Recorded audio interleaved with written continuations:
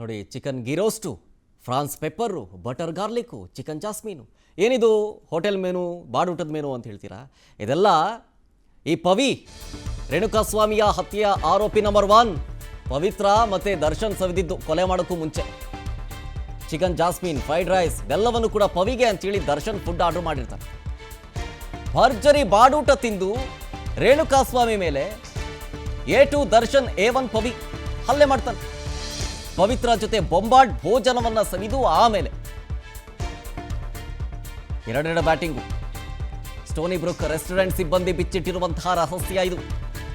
ವಿಸ್ತಾರದಲ್ಲಿ ದಚ್ಚು ಪವಿ ಭರ್ಜರಿ ಬಾಡೂಟದ exclusive story ಇದು. ನೋಡಿ, ಈಗ ಜೈಲಲ್ಲಿ ಕೂತ್ಕೊಂಡು ಊಟ ಸೇರ್ತಾ ಇಲ್ಲ, ಮನೆ ಊಟ ಬೇಕು ಅಂಥೇಳಿ ಹೇಳ್ತಾ ಇರೋದು. ಇದಕ್ಕೂ ಮುಂಚೆ ಭರ್ಜರಿಯಾಗಿ ಬಾಡೂಟವನ್ನು ಸವಿದಿದ್ದಾರೆ ಇಬ್ರು. ಪ್ರೀ ಪ್ಲಾನ ಅಂತ ಇದೂ ಚೆನ್ನಾಗಿ ತಿನ್ಕೊಬಿಡೋಣ, ಒಳಗಡೆ ಜೈಲಿಗೆ ಹೋದರೆ ಸಿಗೋದಿಲ್ಲ ಅಂತ.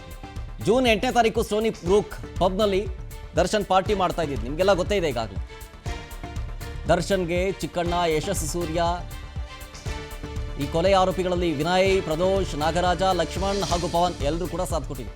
ಆ ಫೋಟೋ ನೋಡಿದ್ರಲ್ಲ, ಸ್ಥಳ ಮಹಾಚಿರು ಸಂದರ್ಭದ ಫೋಟೋ, ಸೇಮ್ ಅದೇ ರೀತಿಯಾಗಿ. ಆಗ ದರ್ಶನ್ಗೆ ರೇಣುಕಾ ಕರೆ ತಂದಿರೋ ಸುದ್ದಿ ತಿಳಿಸ್ತಾನೆ ಪವನ್ ಹಿಂದ್ಗಡೆ ನಿಂತಿದ್ದವನು.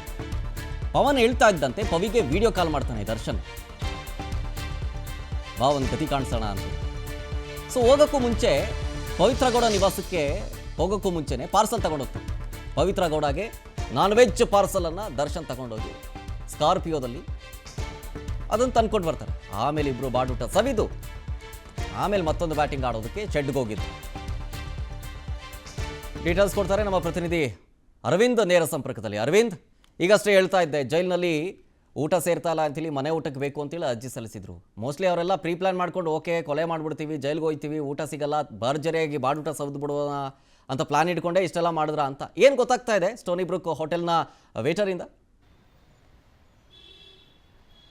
ಎಸ್ ಶರತ್, ಪ್ರಮುಖವಾಗಿ ಈ ಒಂದು ರೇಣುಕಾಸ್ವಾಮಿ ಹತ್ಯೆ ಪ್ರಕರಣ ಏನಿದೆ, ಈ ಪ್ರಕರಣದಲ್ಲಿ ಪ್ರಮುಖವಾಗಿ ಜೂನ್ 8ನೇ ತಾರೀಕು ರೇಣುಕಾಸ್ವಾಮಿಯ ಒಂದು ಕಿಡ್ನ್ಯಾಪನ್ನು ಮಾಡಿಕೊಂಡು ಪಟ್ಟಣಗೆರೆ ಶೆಡ್ಗೆ ತಂದಿದ್ದಾರೆ ಅನ್ನುವಂತಹ ಮಾಹಿತಿಯನ್ನು ಮುಖ್ಯವಾಗಿ ಪವಿತ್ರ ಗೌಡ ಅವರ ಜೊತೆಗೆ ಮನೆಯಲ್ಲಿ ಕೆಲಸ ಮಾಡ್ತಿದ್ದಂತಹ ಪವನ್ ಎಂಬಾತನು ಸ್ಟೋನಿ ಬ್ರೂಕ್ನಲ್ಲಿ ದರ್ಶನ್ ಹಾಗೆ ವಿನಯ್, ಪ್ರದೋಷ್ ಹಾಗೆ ಯಶಸ್ ಸೂರ್ಯ ಜೊತೆಗೆ ಚಿಕ್ಕಣ್ಣ ಇವರೆಲ್ಲ ಪಾರ್ಟಿ ಮಾಡ್ತಿರ್ತಾರೆ. ಅವತ್ತು ಮಧ್ಯಾಹ್ನ 3:30ಕ್ಕೆ ಇವರೆಲ್ಲ ಸ್ಟೋನಿ ಬ್ರೂಕ್ ಹೋಟೆಲ್ನಲ್ಲಿ ಪಾರ್ಟಿ ಮಾಡ್ತಾ ಇರ್ತಾರೆ. ಆ ಪಾರ್ಟಿ ಮಾಡುವಂಥ ವೇಳೆಯಲ್ಲಿ ಪಟ್ಟಣಗೆರೆ ಶೆಡ್ನಿಂದ ಒಂದು ಫೋಟೋವನ್ನು ಪವನ್ ದರ್ಶನ್ಗೆ ತೋರಿಸ್ತಾರೆ. ದರ್ಶನ್ಗೆ ತೋರಿಸಿದ ನಂತರ ಅಕ್ಕನಿಗೆ ಮೆಸೇಜ್ ಮಾಡ್ತಿದ್ದು, ಇವನೇ ನೋಡಿ ಬಾಸ್, ನಮ್ಮ ಹುಡುಗರು ಅವನ್ನ ಎತ್ತಕೊಂಡು ಬಂದಿದ್ದಾರೆ ಅನ್ನುವಂಥ ಮಾತನ್ನು ಹೇಳ್ತಾನೆ. ಆಗ ದರ್ಶನ್ ಅವರು ಪವಿತ್ರ ಗೌಡ ಅವರಿಗೆ ವಿಡಿಯೋ ಕಾಲ್ ಮಾಡ್ತಾರೆ. ವಾಟ್ಸಪ್ ಮೂಲಕ ವಿಡಿಯೋ ಕಾಲ್ ಮಾಡಿ, ನಿನಗೆ ಅಶ್ಲೀಲವಾಗಿ ಮೆಸೇಜ್ ಮಾಡ್ತಿದ್ದಂಥವನ್ನ ನಮ್ಮ ಹುಡುಗರು ಕರ್ಕೊಂಡ್ಬಂದಿದ್ದಾರೆ, ನಾನು ಬರ್ತಾ ಇದ್ದೀನಿ, ಇವಾಗ ನಾವು ಅಲ್ಲಿ ಹೋಗೋಣ ಅನ್ನುವಂಥ ಮಾತನ್ನು ವಿಡಿಯೋ ಕಾಲ್ನಲ್ಲಿ ಹೇಳಿ, ಅದಾದ ನಂತರ ಹಲವು ಖಾದ್ಯಗಳನ್ನ ಅಂದರೆ ಬಾಡೂಟಗಳನ್ನ, ಅದರಲ್ಲೂ ಚಿಕನ್ ಗೀ ರೋಸ್ಟ್ ಆಗಿರ್ಬೋದು, ಚಿಕನ್ ಫ್ರೈಡ್ ರೈಸ್ ಆಗಿರ್ಬೋದು, ಇನ್ನಿತರ ಖಾದ್ಯಗಳನ್ನ ಪಾರ್ಸಲ್ ಮಾಡಿಸ್ಕೊಂಡು ದರ್ಶನ್ ಅವರು ಸ್ಕಾರ್ಪಿಯೋ ಕಾರ್ನಲ್ಲಿ ಪವಿತ್ರ ಗೌಡ ಮನೆಗೆ ಹೋಗ್ತಾರೆ. ಅದಾದ ನಂತರ ಅಲ್ಲಿ ಊಟ ಮಾಡಿ ಪವಿತ್ರ ಗೌಡ ಅವರನ್ನ ಕರೆದುಕೊಂಡು ಹೋಗಿ ಪಟ್ಟಣಗೆರೆ ಶೆಡ್ಗೆ ಹೋಗಿ ಅಲ್ಲಿ ರೇಣುಕಾಸ್ವಾಮಿಯ ಮೇಲೆ ಹಲ್ಲೆ ಮಾಡಿರುವಂಥದ್ದು. ಅಲ್ಲಿ ಪವಿತ್ರ ಗೌಡ ಅವರ ಚಪ್ಪಲಿಯನ್ನು ತೆಗೆದುಕೊಂಡು ಒಂದು ರೇಣುಕಾಸ್ವಾಮಿಯ ಮೇಲೆ ದರ್ಶನ್ ಅವರು ಹಲ್ಲೆ ಮಾಡ್ತಾರೆ. ಜೊತೆಗೆ ಆ ಒಂದು ರೇಣುಕಾಸ್ವಾಮಿಯನ್ನ ಪವಿತ್ರ ಗೌಡ ಅವರ ಕಾಲಿಗೆ ಬೀಳಿಸಿ ಕ್ಷಮೆಯನ್ನ ಕೇಳಿಸ್ತಾರೆ. ಪವಿತ್ರ ಗೌಡ ಅವರು ಕೂಡ ಅವರ ಚಪ್ಪಲಿಯಿಂದ ರೇಣುಕಾಸ್ವಾಮಿ ಅವರ ಮೇಲೆ ಹಲ್ಲೆ ಮಾಡಿದ್ದಾರೆ ಅನ್ನುವಂಥದ್ದು ಅಂಶಗಳು ಬೆಳಕಿಗೆ ಬರ್ತಾ ಇದ್ದಾವೆ.